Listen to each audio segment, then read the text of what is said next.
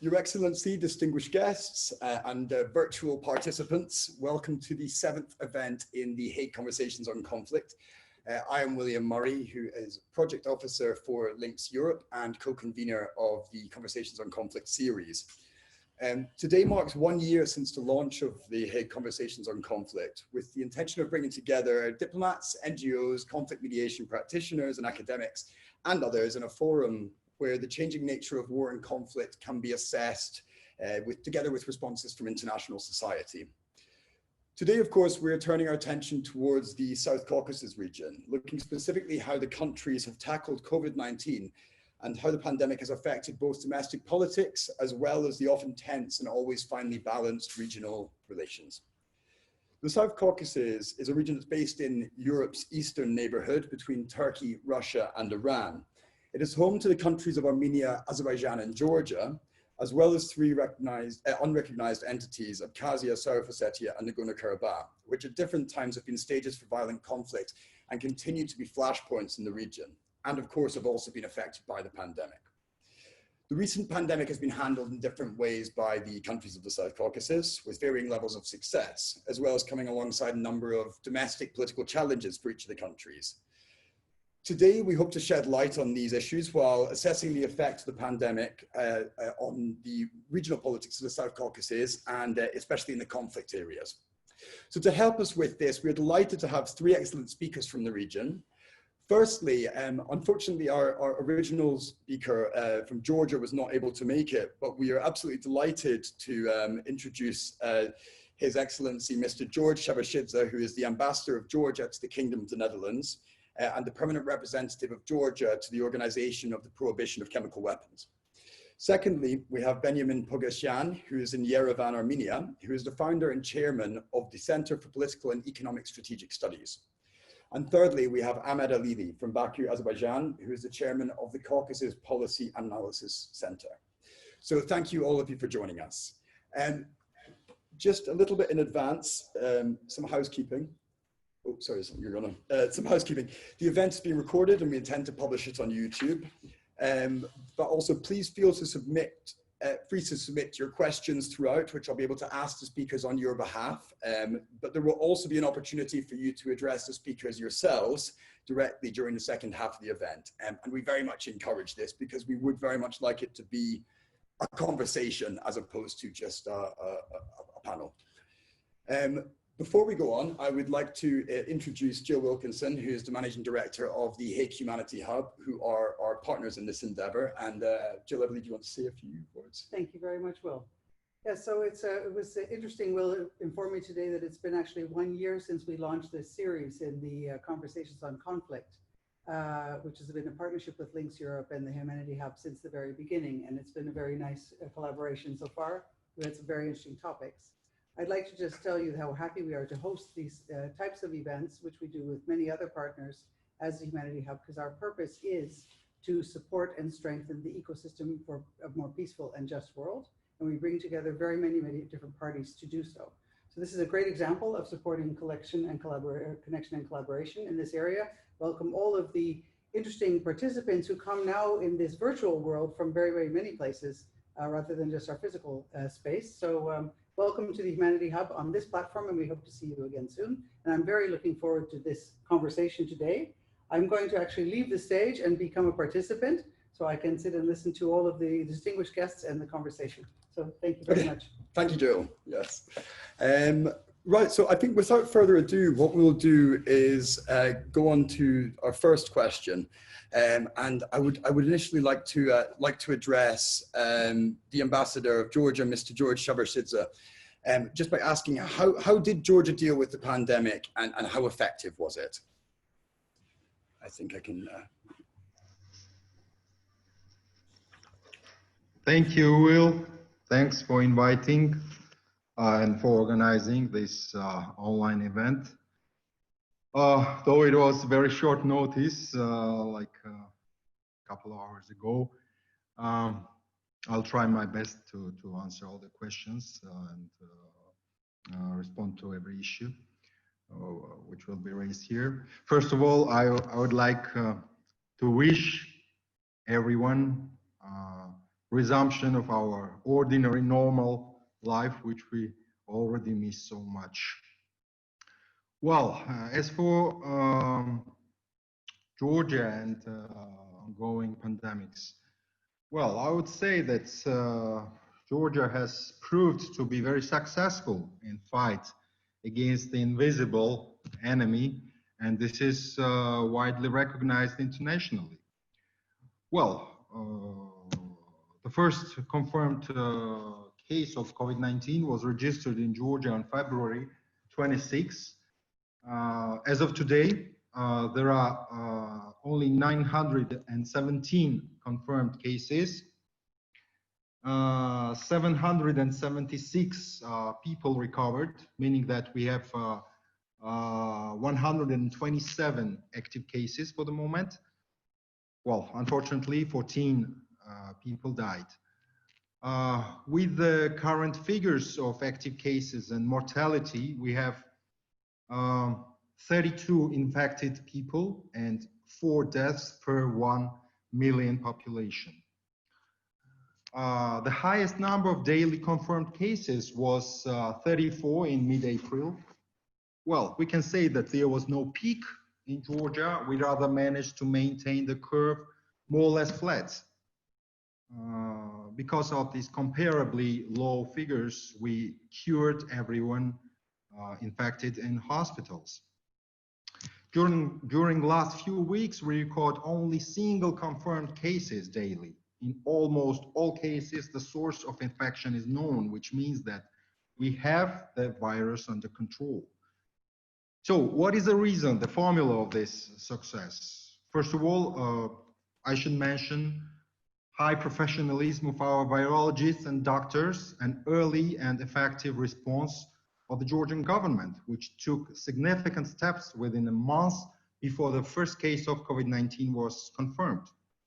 From the very early days of the pandemic, the Georgian authorities directed their efforts in 2 directions, aiming to save both the health and lives of the people, as well as national economy.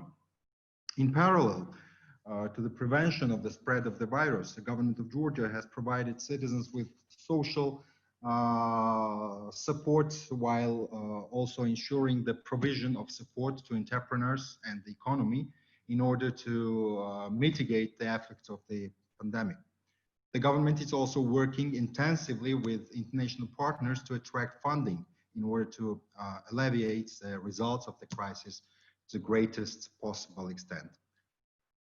I already mentioned that we registered first case in Georgia on February 26. However, a special interagency coordination council was established way earlier on January 23 to efficiently respond to the outbreak. We suspended flights to and from China, Iran, and Italy immediately, along with deterioration of situation in these countries. From March 14-16, traveling to and from neighboring countries was gradually stopped. From March 18, all foreign nationals nationals entrance in Georgia was banned. Well, as everywhere, educational process, including sports, cultural and social activities were suspended on March 2nd. From early March, part of the employees temporarily switched to distance working mode. On March 21st, a state of emergency was declared nationwide. Well, from March 31st to May 22nd, additional restrictions were imposed. Nationwide quarantine and curfew from 9 p.m. to 6 p.m. was declared. All shops except groceries and pharmacies, as well as entertainment facilities and places of mass public concentration were closed. Public transport also stopped to operate.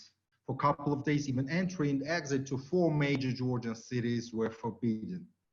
Well, in order to reduce the risk to the population and spread of the infection, the government started creating quarantine spaces from March 4, which still ensure the placement of suspicious cases or the persons with high risk of the COVID-19. The quarantine zone included 84 hotels across the country, bringing the total to more than 6,500 rooms, and about 23,000 people were quarantined there.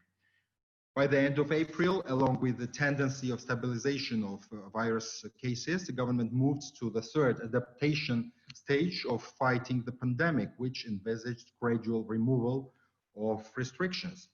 From April 27, the first phase of easing restrictions and opening up economy started.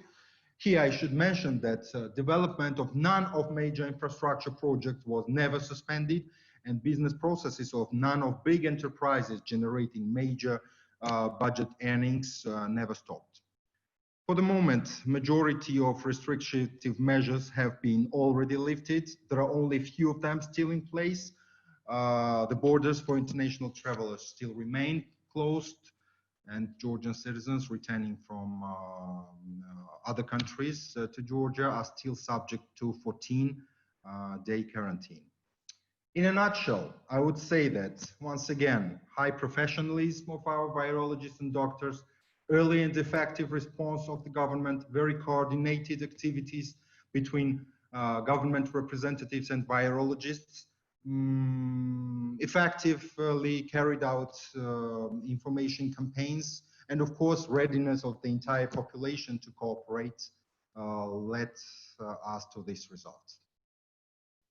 Thank you very much, Mr. Ambassador, and thank you very much again for, as you said, the very short notice at which you've come to represent Georgia here. I would like to ask the same question now to Benjamin.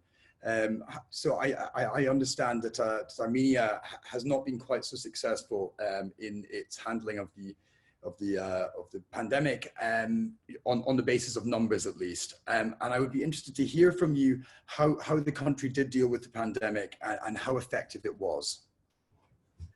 Thank you, Will, and thank you for organizing this interesting event, and thank you for invitation. Briefly about numbers. And yes, as you mentioned, unfortunately, situation is much worse in Armenia. So as of today morning, we have 22,500 cases overall, and we have 528 deaths. And first case was identified on March 1st, and Armenia declared emergency situation on March 16 for 1 month, which then have been extended for 3 times, each time for another 1 month. The last extension was done in June 13, so we'll have national emergency situation till July 13. However, despite this approximately 100 days of national emergency, just today on June 25, we have the single most cases of confirmed infections, 771. And if we take into account the total infected cases per 1 million, unfortunately, Armenia is among top 10 in the world. We are either in the 10th place or maybe on 11th place. So why this happened? I believe here we have 2 reasons. First reason is that despite government declared strict lockdown on March 25, and we had 40 days of lockdowns, March 25, May 4th, but government in general failed to impose this lockdown. That is why already at the end of April, when lockdown was still in place, we saw a quick growth of infections.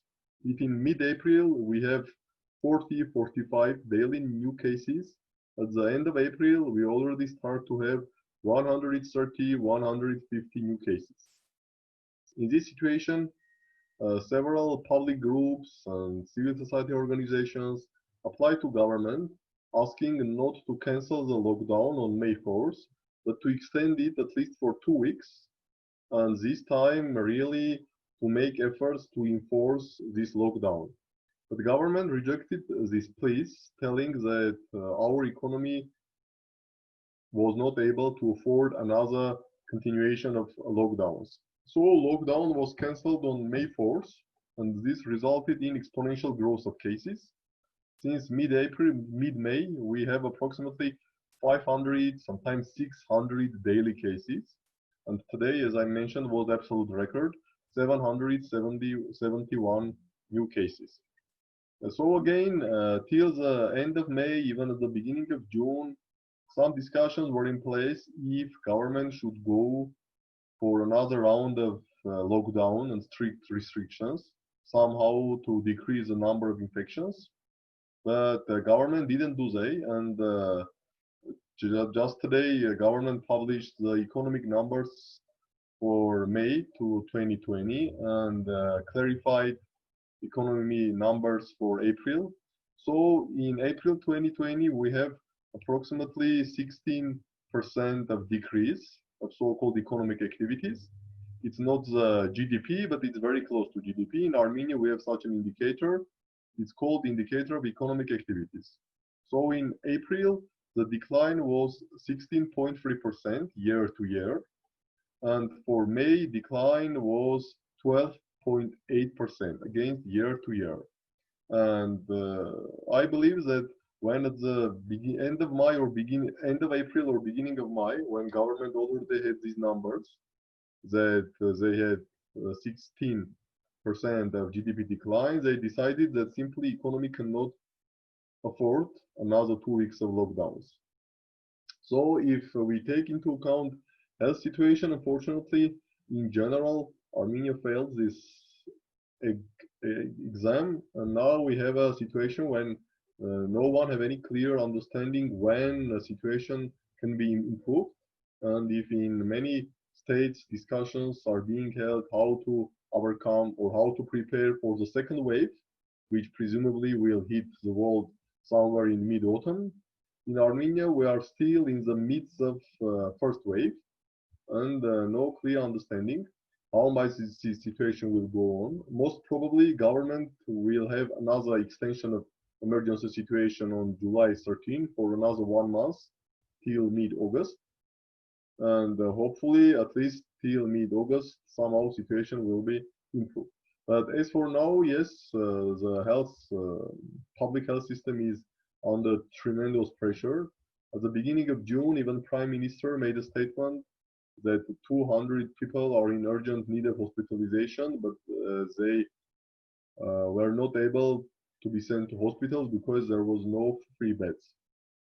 So this is a situation, and my assessment is that the key reasons are two mistakes or failings of government. First, to really enforce this 40 days lockdown from March 25 till May 4th, and the second, despite the growing numbers of infection rates at the end of April, beginning of May, the decision to cancel lockdown measures on May 4th.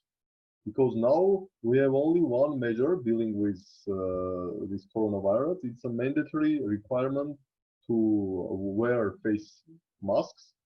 We have to wear face masks everywhere, both in outside and also not only inside closed rooms or buildings, but also outside. Even if you are walking in streets, you are walking in some parks, you have to wear masks. But this is maybe the only real active measure against the spread of the virus. And also another issue is that due to the emergency situation, which is still in place, and as I said, I believe it will be extended for another month till mid-August, there is a ban on any public gatherings, any public gatherings or any public rallies. Thank you. Thank you very much, Benjamin.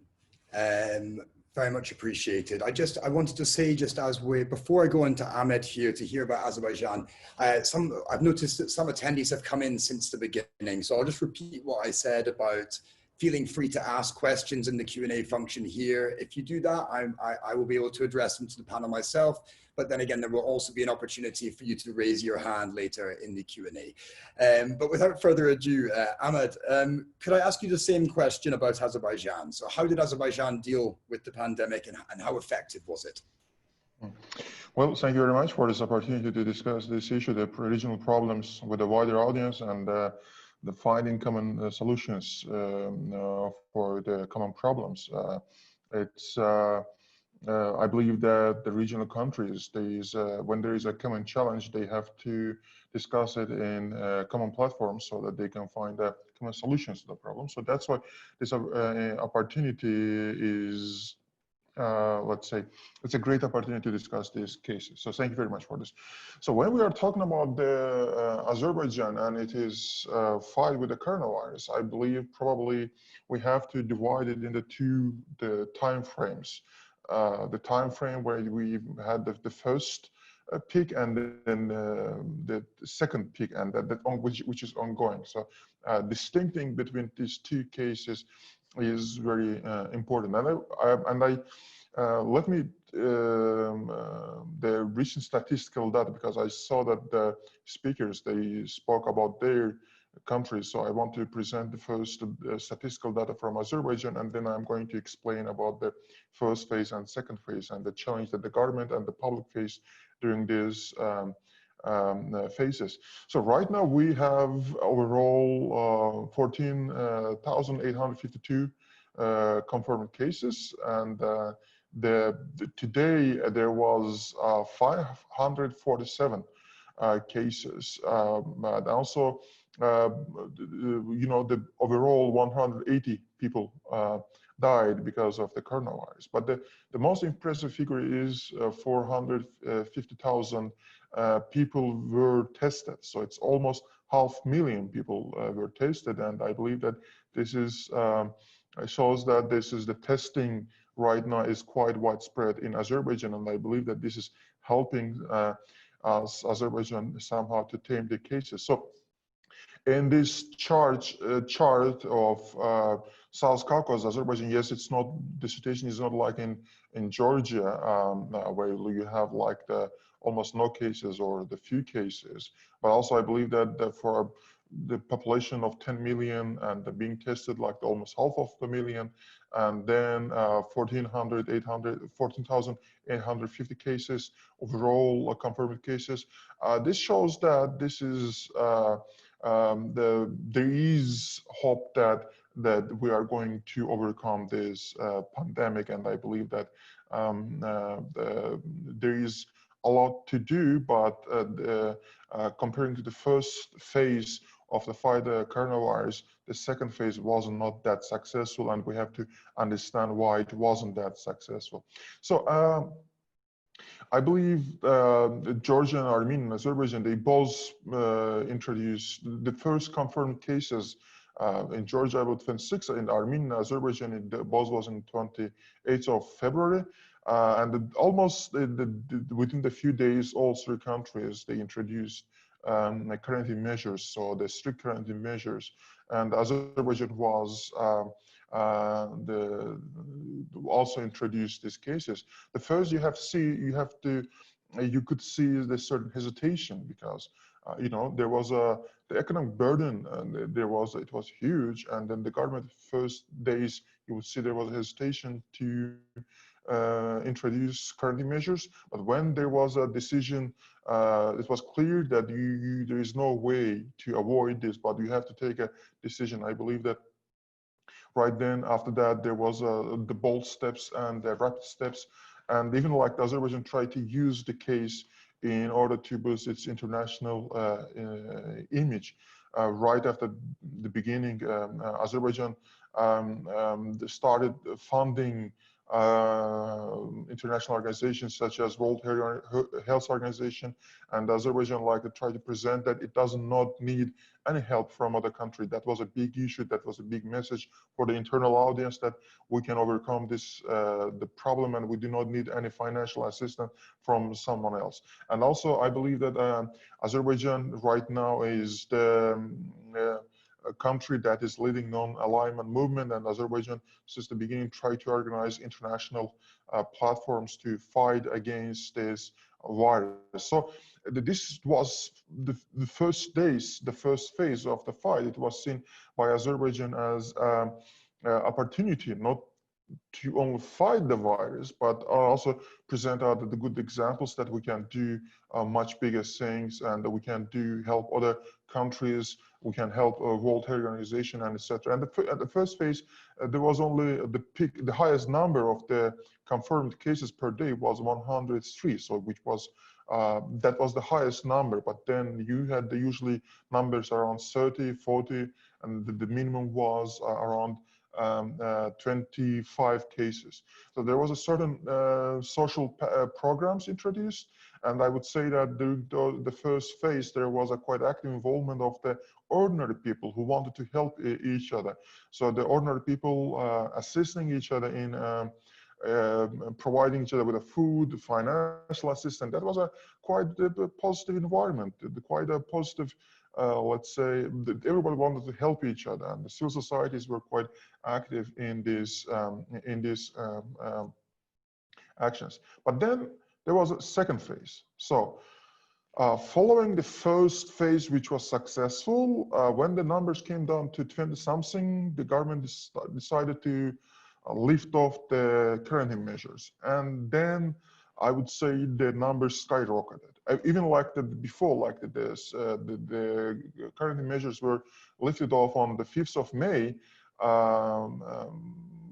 but the numbers started increasing from the like let's say like 10 days, 15 days before the lifting off. So why did it happen? I would say there was a strong disinformation campaign, and Azerbaijan was somehow it couldn't stand against that. Many people, they simply, because during the first phase the numbers were so low, and many people, they didn't have this real taste, you know, they did not have a people that they know personally who got sick. They those sick people, they were somewhere there. It was only media telling them. And then I believe that the civil society and at some point it was not the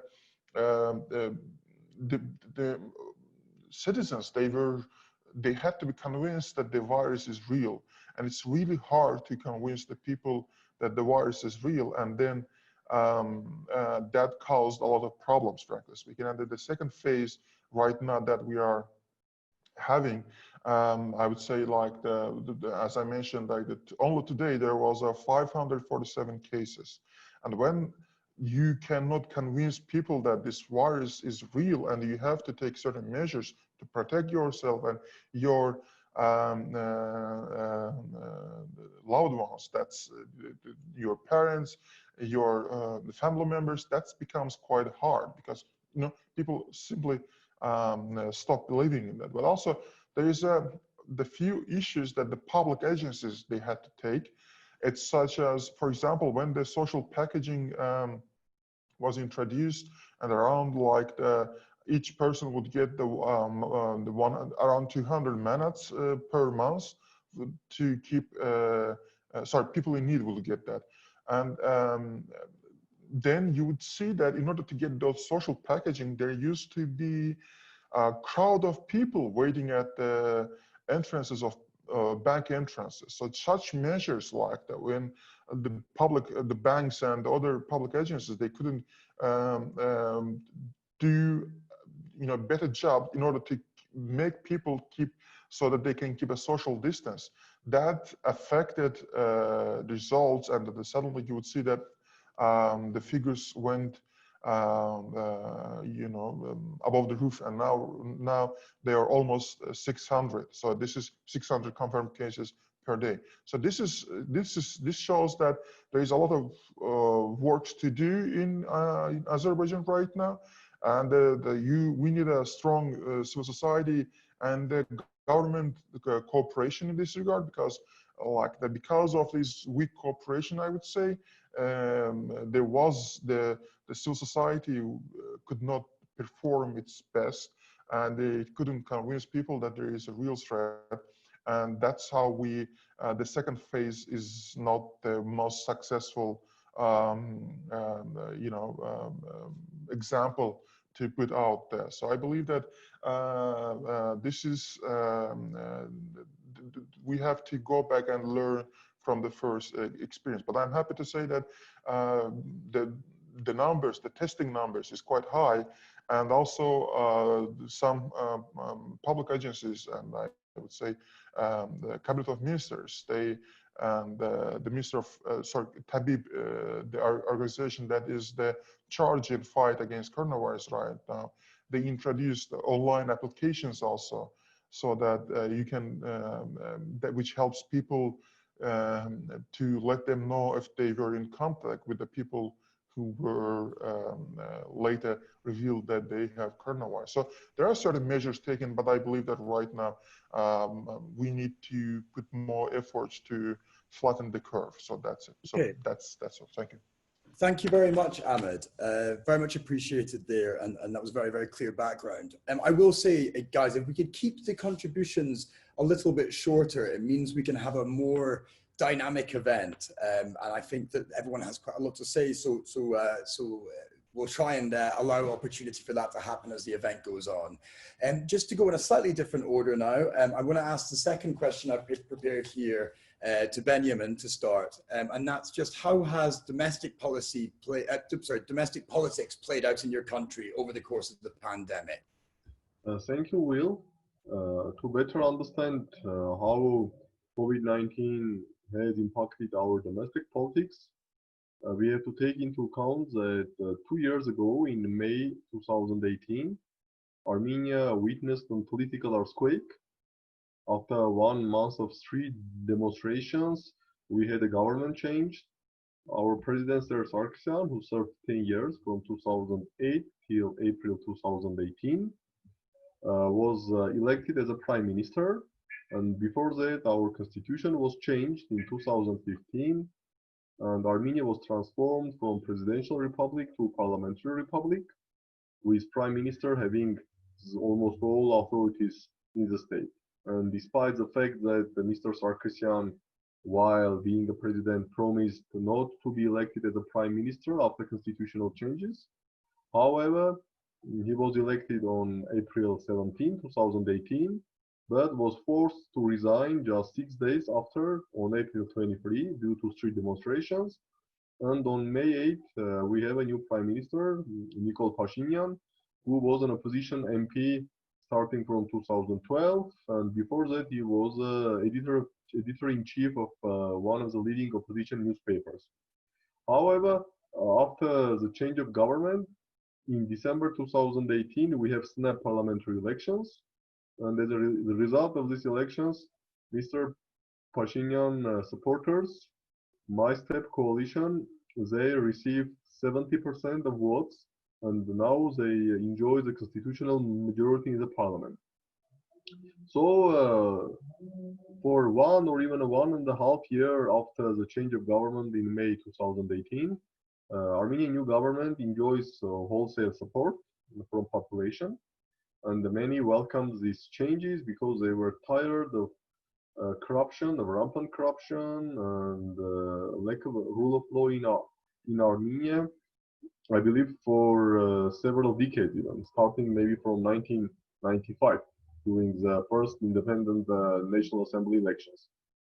However, since the end of 2019 and the beginning of 2020, the popularity of Prime Minister started to decline.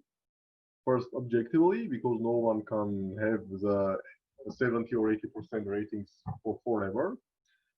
Plus, many people, they were supporting the government for having real changes in their life standards, hoping for significant increases in salaries, pensions, or the influx into Armenia billions of US dollars of foreign direct investments. But none of this happened, at least in the scales which was hoped. So even before the pandemic, in the just beginning of 2020, January, February, already there was a sense that government is losing some part of its support, and the opposition parties, both parties who were in government before change of government into May 2018, and also several new established parties who were seeking to present themselves as alternative both to Pashinyan and also both to forces which have been in power before 2018, they started to criticize the government. Then the COVID-19 started, and as I mentioned, in general, government unfortunately failed in its struggle against COVID-19, and this bring up additional pressure on government. More and more voices are being heard accusing government of incompetency, telling that, okay, due to the strategic mistakes of government, we have this terrible situation with, as I mentioned, more than 22,000 infections and some 530 deaths. Then this situation culminated in late May, beginning of June of 2020, when the chairman of the biggest opposition party and also one of the wealthiest men in Armenia, Mr. Tsarukyan, demanded the resignation of government and the resignation of Mr. Pashinyan. A week after that, the National Security Service opened 3 criminal investigations against Mr. Tsarukyan. And his house was searched, and then he was interrogated in National Security Service. On June 16, just a week ago, Parliament voted to deprive him from his immunity as a member of Parliament. So now he is under investigation, and also court this Sunday, court declined the prosecutor's requirement to arrest him, but investigation still is going. So we have this tense political situation because many political parties, both those who were part of the government before May 2018 and also several parties who have been established after May 2018, now they are demanding a resignation of Prime Minister and suggesting to establish an interim national unity government with key tasks to successfully fight against COVID-19 and to prevent the economic collapse, telling that this national unity government should work for 6 or 9 months, and after that snap parliamentary elections should happen, because current parliament with 70% controlled by Prime Minister is not has already lost its legitimacy because it does not represent the current feelings or political aspirations of population. Thank you. Thank you very much, Benjamin. And I will just, without further ado, just go on to straight on to you, Mr. Ambassador, to ask you the same question. Obviously, the Georgian elections are coming up later this year, and so how has domestic politics been playing out over the course of the pandemic? Thank you for the question. Indeed, 2020 is a year of parliamentary elections in Georgia. Because of this, political temperature in our country was high before the outbreak, still remains, and I suppose will remain high before the end of October. So when we have cases of comparable consolidation of major political stakeholders in fight against the pandemic in many countries, this is not the case in Georgia. I have, as I have already mentioned, government of Georgia started to undertake measures against the spread of the virus quite early. However, the opposition political parties perceived it as an election PR campaign and were very critical. In spite of this, when the president of Georgia declared the state of emergency in the country and the parliament approved it, major opposition parties supported the declaration as well. But later on, none of them supported the extension of the state of emergency. Nevertheless, it was extended 2 times. Opposition parties were even more critical about the economic and social support measures introduced by the government of Georgia and did not support the changes in the 2020 state budget of the country, which takes into account all these anti-crisis plans to mitigate coronavirus fallout in Georgia. In spite of the outbreak, changing the electoral system remains the key issue in the Georgian political agenda. According to the newly adopted Georgian constitution, the country is scheduled to transfer to a fully proportional electoral system starting from 2024. The elections of this year were supposed to be carried according to existing mixed majoritarian proportional system, when 77 parliamentarians are elected with proportional and 73 with majoritarian system. The opposition parties have not then supported the changes to this constitution, requesting switch to fully proportional electoral system immediately in 2020.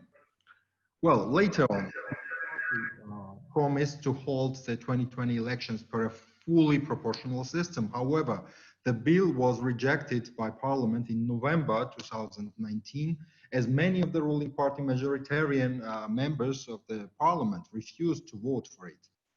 After involvement of the diplomatic corps on March 8, the ruling Georgian Dream Party and the united opposition have reached an agreement on holding the upcoming parliamentary elections this October, with 120 seats in the legislative body to be distributed via the proportional vote, and the remaining 30 via the majoritarian system. The agreement also foresees a fair composition of election districts, a 1% threshold, and a cap recognizing that no single party that wins less than 40% of the votes should be able to get its own majority in the next parliament. Well, even though much requested change was agreed, because of, I would say, improper interpretation of the agreement reached on March 8, the main parliamentary opposition parties are not supportive at all.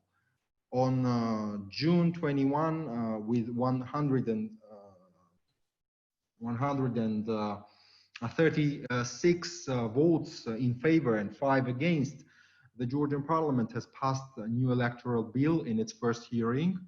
Regardless the agreement, only European Georgia opposition party and some small opposition groups participated in voting. On June 23, the Georgian parliament has passed the election bill in its second reading, with only 115 members voting in favor. Neither the United National Movement nor the European Georgia parties, I mean these big parliamentary opposition parties, participated in the vote. Well, the bill is supposed to be adopted in its third hearing in upcoming days, even without the votes of major parliamentary opposition parties. And indeed, switching to new system and having more pluralism in our future parliament will be a huge step towards strengthening democracy in Georgia. Thank you very much. Thank you very much, Mr. Ambassador.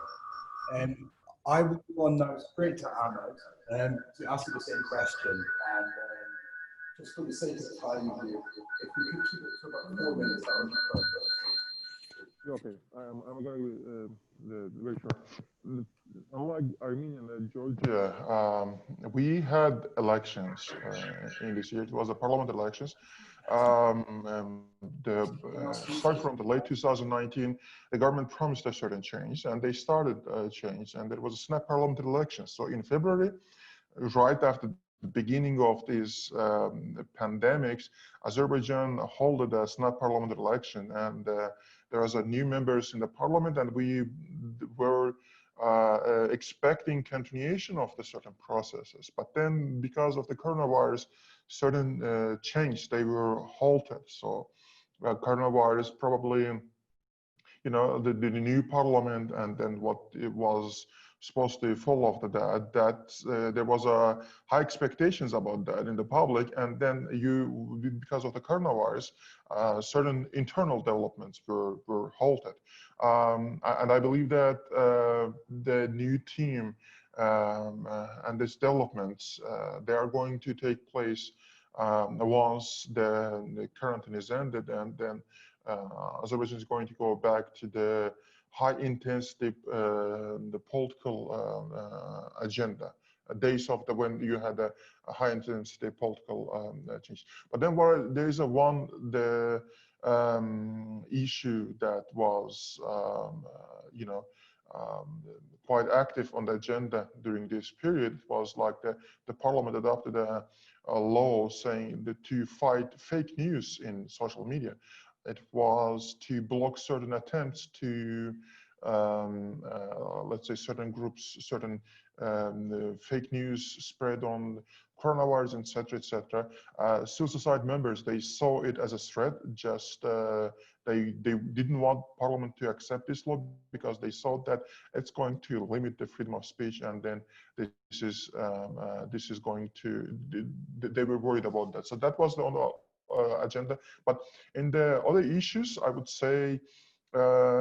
Many observers and oppositional parties, government parties, they were quite, there was a univocal support for the quarantine measures. There was, everybody called population to follow certain measures, and there was quite some already, let's say, dialogue between these groups, and that was quite a positive thing to see in Azerbaijan. So, keeping it short. Thank you. Thank you very much, Ahmed. And it appears the echoey sound has gone away from my microphone, which is also good. But just to continue on, guys, we've spoken there about domestic politics. I would like to ask you now how the pandemic has affected the regional dynamics and whether it's affected the conflict areas in any way. Secondly to this, or as a part of this, I would also like to ask about your opinion on how external players, so the EU, the US, China and Russia, have acted in the region over the course of the crisis. Mr. Ambassador, I'll come straight to you on this one. Oh, thank you, Will.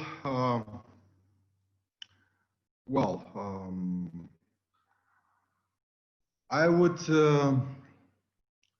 use this opportunity today to draw your attention to the alarming destructive activities of the Russian Federation and its occupation forces.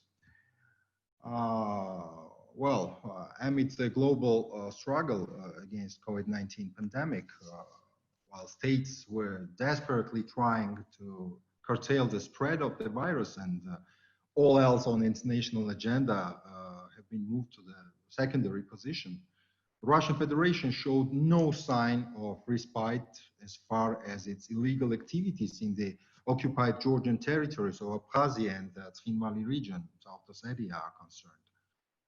On the opposite, the scale of Russia's provocative actions and hybrid warfare tools against Georgia have been mounting recently, and it naturally has translated into more fragile security and human security environment on the ground. Russian occupation forces relaunched the active process of installation of barbed wire fences, the so-called border signs, and digging the so-called anti-fire dividing trenches along the occupation line in both Georgian territories of Abkhazia and Tskhinvali region, South Ossetia. During the outbreak, the illegal process of the so-called borderization was launched in more than 13 villages controlled by the Georgian government. On May 21st, the Russian FSB personnel crossed the occupation fences that were installed earlier by them, went deeper into the Georgian government-controlled territory, and launched another illegal process of borderization in the village of Mereti, which is controlled by the government of Georgia.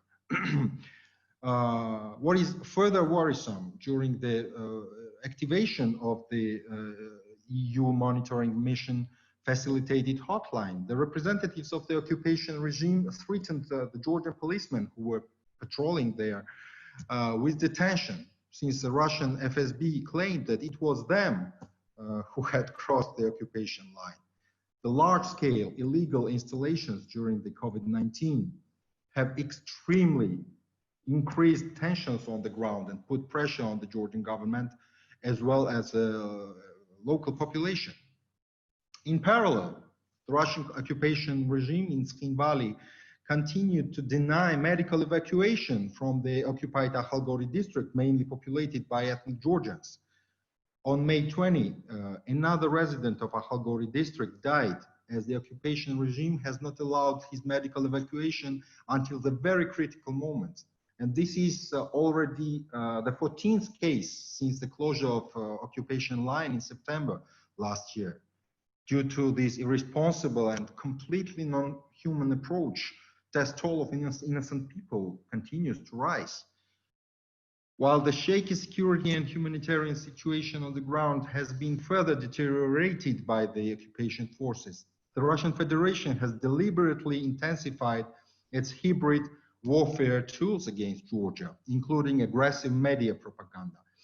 One of the laboratories of Georgia's National Center for Disease Control and Public Health, which we call Richard Lugar Center, which remains a vital infrastructure in the fight against spread of the COVID-19 in Georgia, turned into a main target of Moscow's disinformation campaign. Russians publicly accused the Lugar laboratory of developing pathogen agents for military purposes that might provoke dangerous diseases. Moreover, Skhin Valley KGB, one of the mouthpieces of Russian propaganda, has been continuously blaming Georgia of artificially spreading the coronavirus in Skhin Valley region and collecting biological samples from the local residents, tagging that as an attempt of launching another genocide, so-called genocide, of Ossetian people. Despite of how comical and absurd this allegation can be, it is aimed at discrediting the government of Georgia and undermining the trust of locals towards the government of Georgia. And the above Russian-led disinformation campaign constitutes an open attack on healthcare system and national security of Georgia. Well, the recent increased provocations showcase that Russia is willing to misuse the most vulnerable timing for Georgia and the entire world, when the international community is fully focused on the new challenges stemming from the COVID-19 global pandemic, with the aim to widen its footprint in Georgia and project power over the wider Black Sea region, I would say. Well, all these aggressive steps of Russia vividly demonstrate that Georgia continues to be in a state of war, with continuous military buildup and so-called borderization along the occupation line.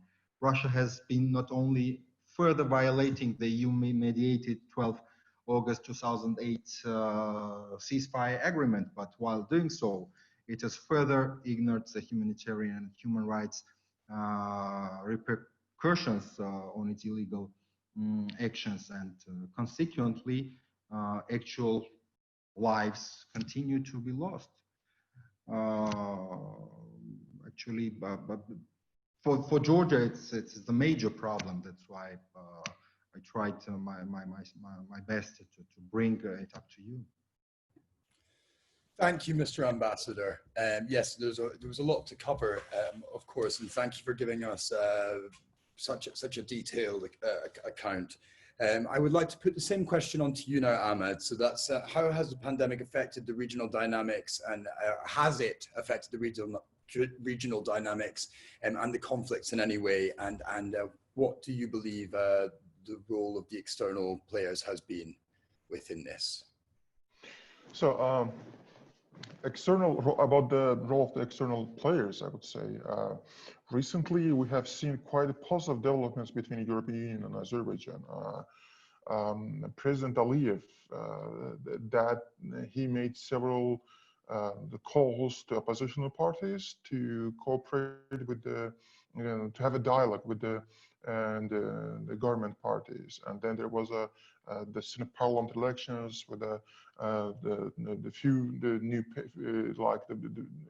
new faces in the parliament, and in return we have seen that the European Parliament and other EU institutions, they have adopted several resolutions that is Azerbaijan favored a lot. And I would say that in this regard, despite the fact that there is coronavirus, there is, let's say, not that active developments. I have to mention that between EU and Azerbaijan, you would see that there is a certain change. For a long time, EU would criticize the internal development in Azerbaijan, and now you see that the government doing certain steps, and Azerbaijan would criticize the EU on its position on Nagorno-Karabakh conflict, etc. And now you see that European Union is taking certain steps to that is favored by Azerbaijan. So this is, you would see there is a certain positive developments in this regard. I believe that that's going to continue even further in the upcoming months, which is quite positive moment. Since the beginning, Azerbaijan was trying to present itself, the country that doesn't need any foreign financial assistance. So that's why, for some in the country, it wasn't surprising that Azerbaijan received help from EU, from the United States, but then financial aid. But then it was trying to, even if it was a bit limited, that at first some people might not be happy about that. But then when it was clear that this is the amount of the financial assistance is not the issue for the government and for many in the country. So then there was not any problem in this regard also.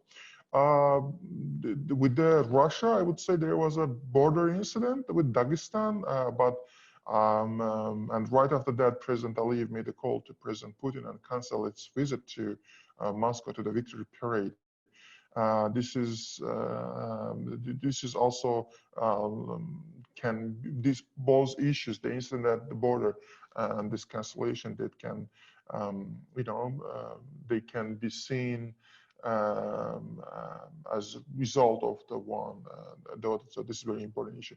Regarding conflicts in the region, I have to mention that COVID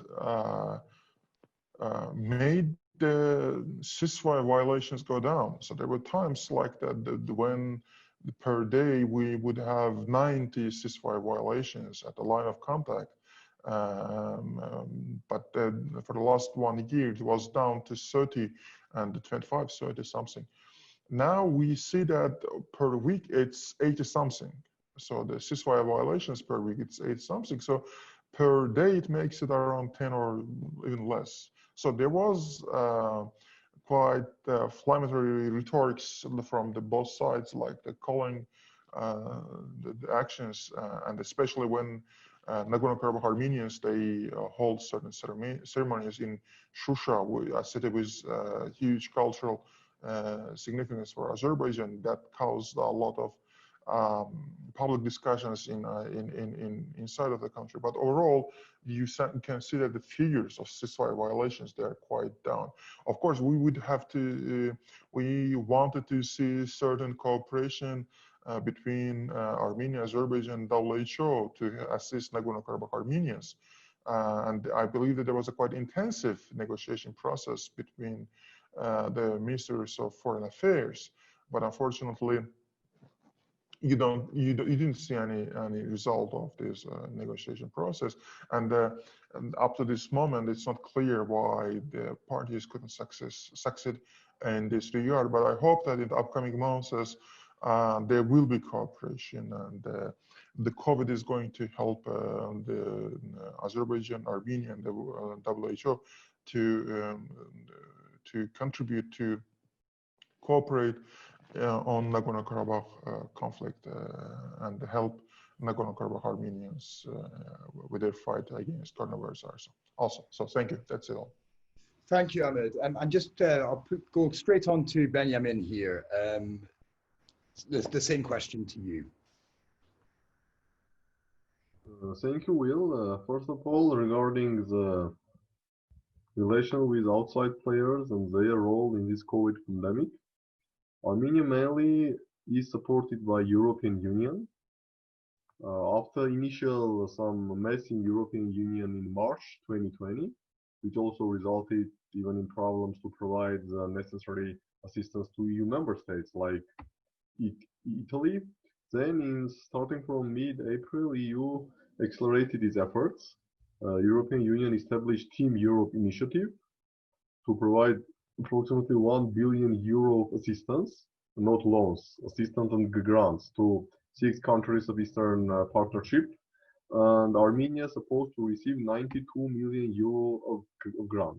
This is a really huge amount for Armenia, especially if we take into account that as for now, United States provided up to $2 million of assistance and promised to relocate $25 million of previously agreed assistance within USAID to fight against COVID-19. But even if we take into account this $3 million already provided with $25 million USD, which is promised, it's mean maximum some $28 million, which is some 25 million euros. So at least 3.5 times less than support from European Union. Russia always just sent a small military laboratory to Armenia at the beginning of April, which conducted tests mainly for Armenian armed forces. And also Russia sent some 2,000 or 3,000 tests and some 5 or 6 vehicles for our Ministry of Emergency, but definitely this is not the big deal. And also we received several planes from China. 4 planes landed in Yerevan from Beijing, but mainly they brought a lot of test kits, personal protective equipment, ventilators, etc. As most part, it was bought either by Armenian state or by Armenian businessmen. So it was not the Chinese assistance, but simply China sold such equipment to Armenia. So as for now, the biggest donor in Armenia is the European Union, and I believe that somehow it will increase at least the positive image of European Union among the population, especially if European Union will also make some efforts to, let's quoting, advertise its effort and advertise its assistance. Regarding the relations, now we have some coolness in relations with Russia.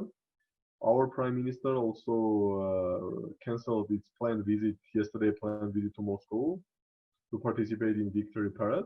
Also on June 9, Prime Minister officially stated that he was going to go to Moscow. Then on June 19, 10 days after, he stated that due to the situation on the pandemic, he cannot leave Armenia, but frankly speaking, there was no deterioration of situation between June 9 and June 19. So many experts, both here in Armenia and also in Russia, they were mentioning that this is only the pretext and not the real reason. Some argue that real reason of Prime Minister rejections to go to Moscow was the possible fact that Moscow was somehow behind the recent political moves in Armenia against Prime Minister, especially, as I mentioned, the June 5 statement of the leader of biggest Armenian opposition party and one of the wealthiest businessmen in Armenia, Mr. Tsarukyan, calling for resignation of Pashinyan, because the Tsarukyan party has a friendly relation with the ruling Russian party, United Russia. So there are some speculations that Moscow somehow, with seeking to unite the opposition forces, put pressure against the Prime Minister Pashinyan, and this was the main reason why Pashinyan rejected the invitation and didn't go to Moscow. And regarding the conflict, yes, starting from September 2018, when Prime Minister Pashinyan and President Aliyev agreed to decrease the tensions, both along the line of contact and along the Armenia-Azerbaijan international border, and establish the hotline between two militaries, we see significant reduction of tensions, and this is still in place. Also, in January 2019, the Armenian and Azerbaijani Ministers of Foreign Affairs agreed to start the process of preparation of populations for peace. And then in April 2019, decision was made to launch some humanitarian activities. And as a result, in November 2019, we had the first visit of journalists in the last 20 years. I mean, Armenian and Artsakh journalists visited Azerbaijan, and Azerbaijani journalists visited Armenia and Artsakh in November 2019. And also, ministers had virtual summit on April 21st this year. And according to Russian official sources, another virtual summit between Armenian and Azerbaijan foreign ministers and co-chairs of Ossetia and Minsk group will take place till end of June, till end of this month. So yes, the situation is calm, but however, there are no real progress, or I may say even there are no progress on the more significant or substantial issues of conflict settlement.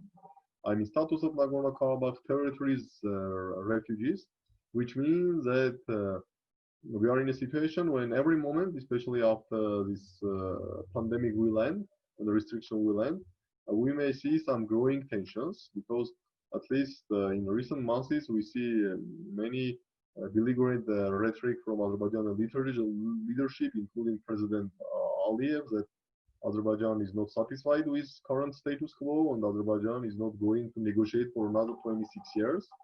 And if there will be no concrete steps to start the implementation of so-called phased approach solution, which means withdrawal of Armenian forces from some territory of Nagorno-Karabakh Republic as a first phase, Azerbaijan may resume hostilities. These statements were made by both President and also by Minister of Defense. So yes, we have calm situation, but it is not the direct result of COVID, because tensions have been decreased since October 2018. But again, no breakthrough and no progress on key issues of conflict, which means that there is a threat of,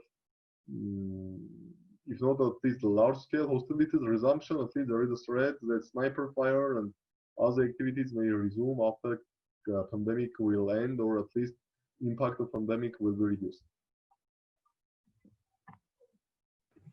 Thank you very much, Benjamin, for that.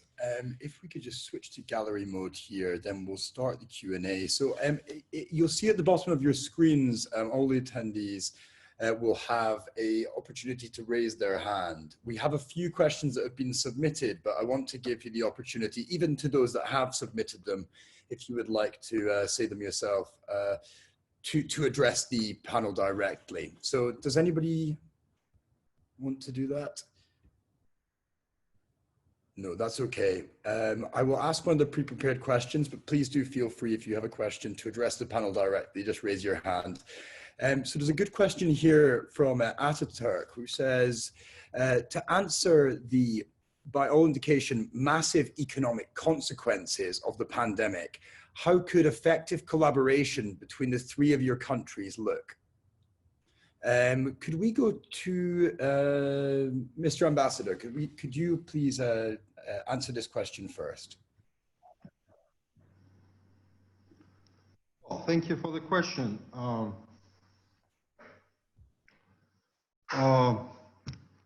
All these countries are, of course, economically interlinked, especially Georgia and Azerbaijan, Georgia and Armenia. I would mention also our neighbor Turkey there.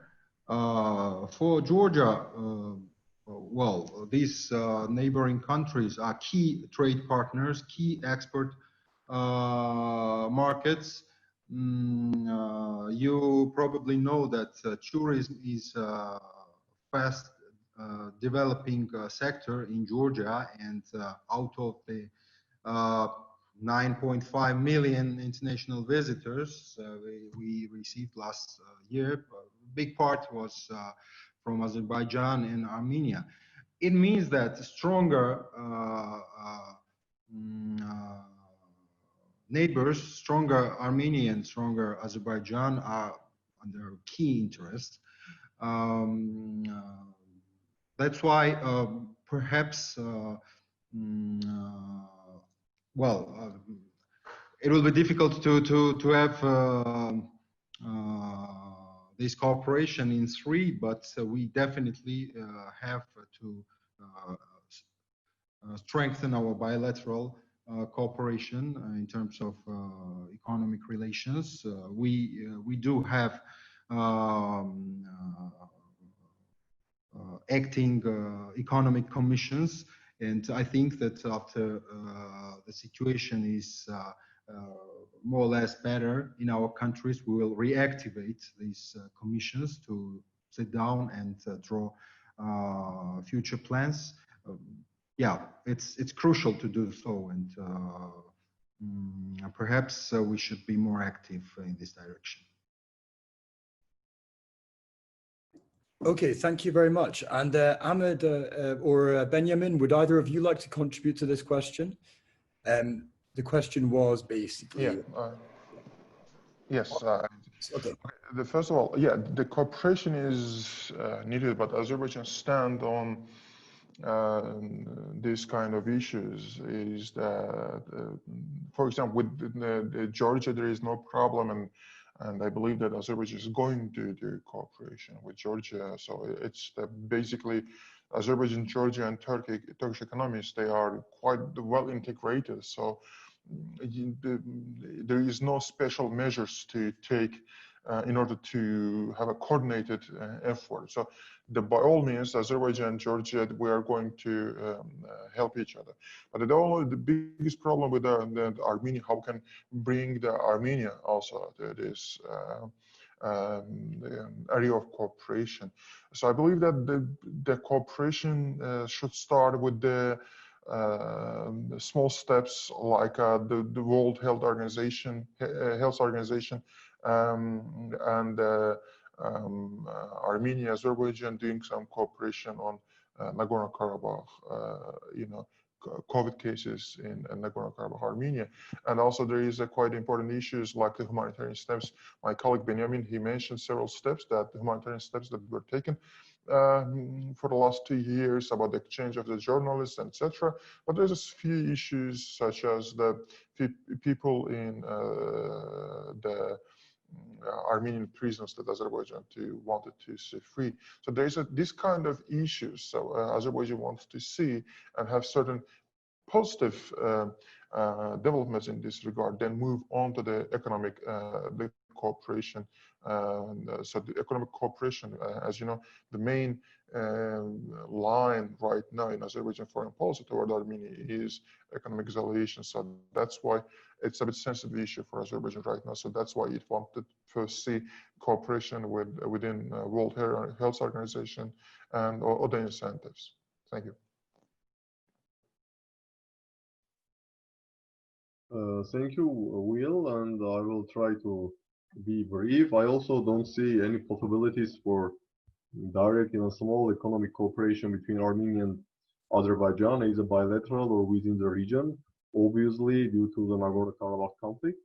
Regarding the relations with Georgia, they are going very well. After the change of government in May 2018, there were several visits of our Prime Minister to Tbilisi and Georgian Prime Ministers to Yerevan. I believe our Prime Minister met with all 3 Prime Ministers in his tenure, both with former Prime Ministers of George Kurikashvili, then with Mamuka Bakhtaze, and then also the current Prime Minister Georgi Gakhari also visited Yerevan. We always start all official visits from our neighboring, so that's a tradition. There is no problems with Armenia-Georgia relations, and Georgia was the #1 of tourist destination of Armenian tourists, especially Georgian Black Sea. Each year, hundreds of thousands of Armenians were choosing Georgian Black Sea because it was maybe the best destination if you can compare or take into account the price and quality. Unfortunately, this year I don't think it's possible, because even if Georgia will be ready to open its tourist destination, at least in restricted mode for some foreign country citizens starting from July, I don't think that Armenia will be part of this because of the current very tough situation of epidemic in Armenia. But also we made several steps to establish the trilateral Iran, Armenia, Georgia cooperation. There was a plan to establish the Persian Gulf Black Sea modal transport corridor to export Iranian goods via land through Armenia and Georgia, and then we have Black Sea, from Georgian Black Sea port to Europe and vice versa. So with Georgia, we have really friendly and also growing economic relations, and also some efforts have been made to establish a trilateral cooperation, Iran, Armenia, Georgia. So we have to accept that after United States withdrew from Iran nuclear deal in May 2018 and reimposed sanctions on Iran, of course, it's much more difficult to launch trilateral Iran, Armenia, Georgia cooperation. Also, given the high-level defense, security, and economic cooperation between United States and Georgia.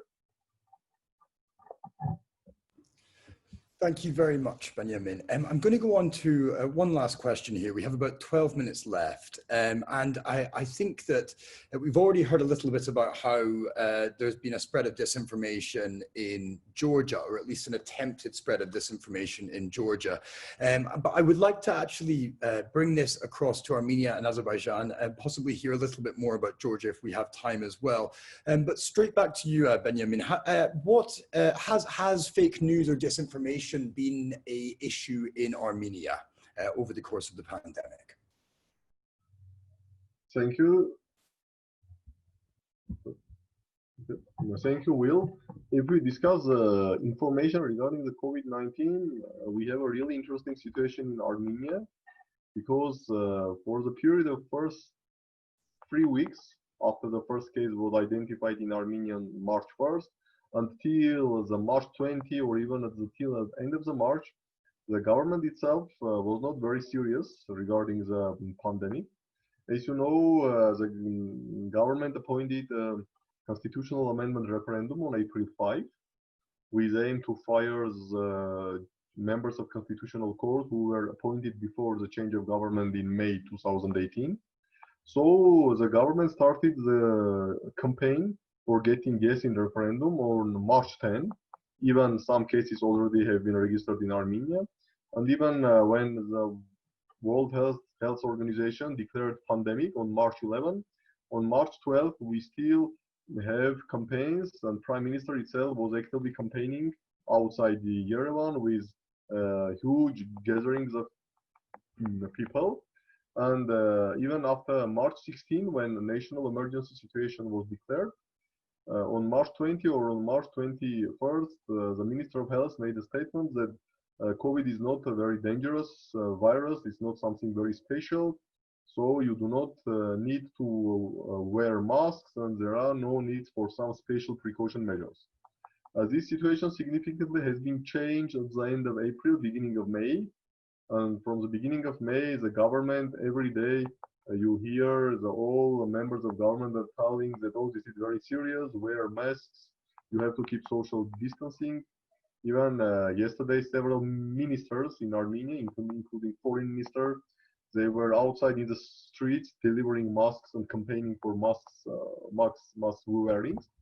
So this is one issue that during the first months of the pandemic in March, government itself was not very sure about the seriousness of this illness.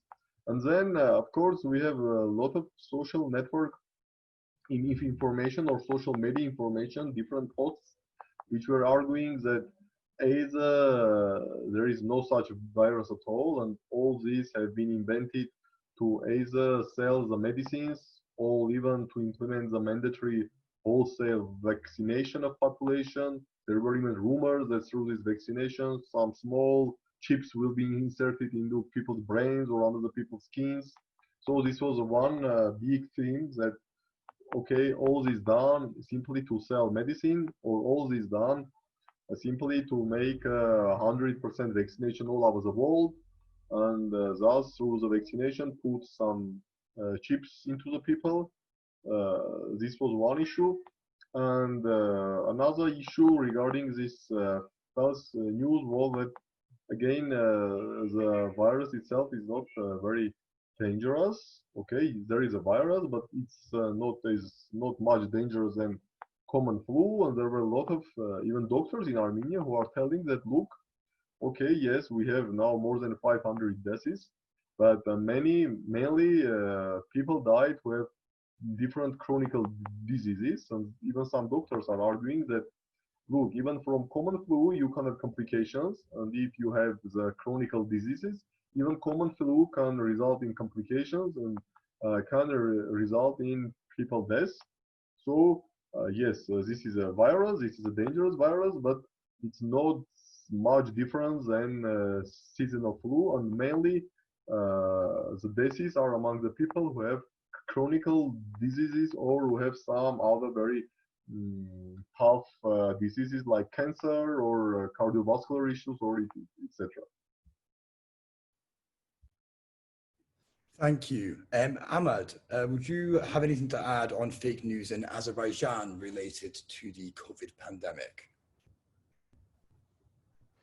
Yes, I think the big chunk of my speech answering the second question about internal development was about how the second phase happened, and I blame disinformation for the second wave of the virus in Azerbaijan. And I believe that disinformation just people. The phase there were so little numbers, and especially for a country which is 10 million people, and you have like 25 person per day new confirmed cases. This is quite low, and so the first phase, the quarantine measures, they were quite strict.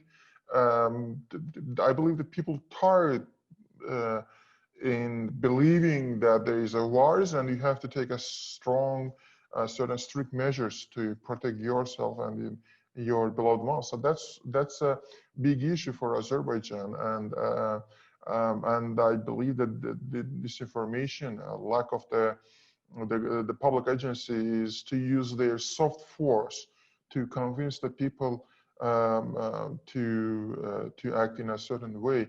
Right now, they are introducing additional hard measures to stop people from certain acts. But I believe that in this case, this is the case when you can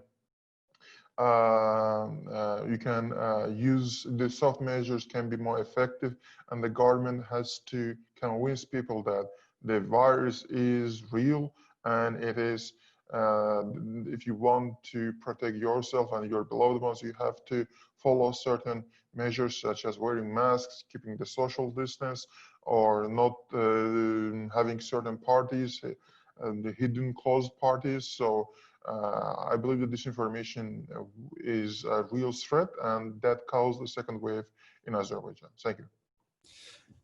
Okay, thank you very much, Ahmed. Now, I'm noticing we only have about 4 minutes left. And Mr. Ambassador, I don't know if you had anything more to say on fake news, but if you want to just take the floor and give anything else that you'd like to say, as well as just any closing remarks that you have. But we do only have 4 minutes left, guys. So I'll pass on to you now, Mr. Ambassador.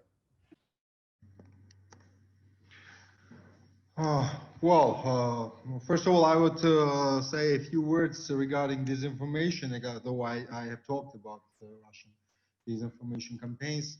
Well, indeed, during the outbreak, some controversial news spreading, making some problems for the government, especially within the communities,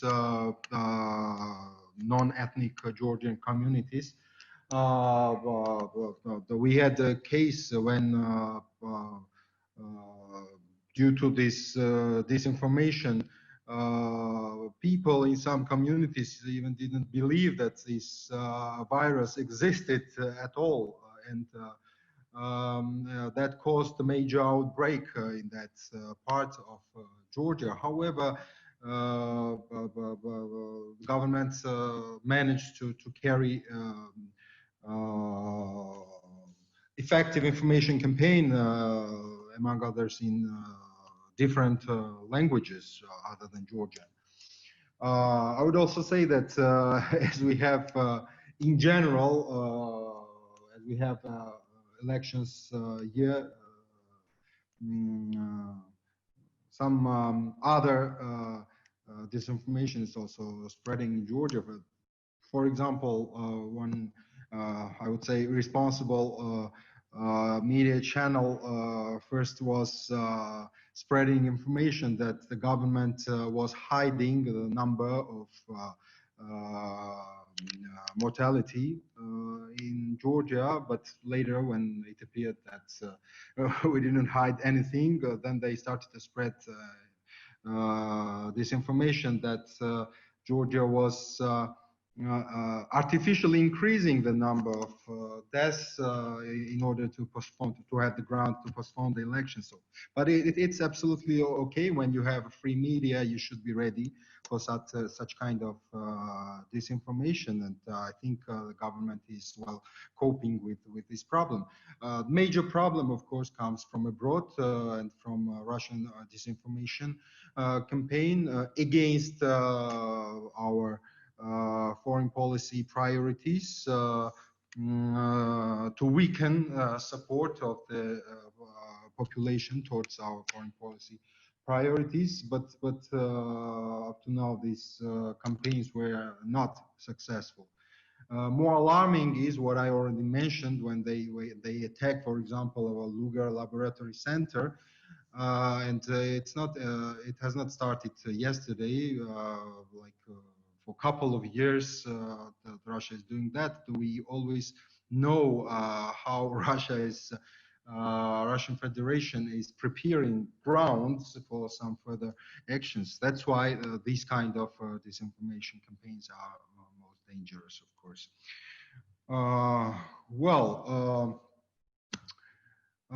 As a conclusion, I would say that from our region's perspective, once again, we definitely need to strengthen our cooperation, and we will definitely do that. I already talked about this.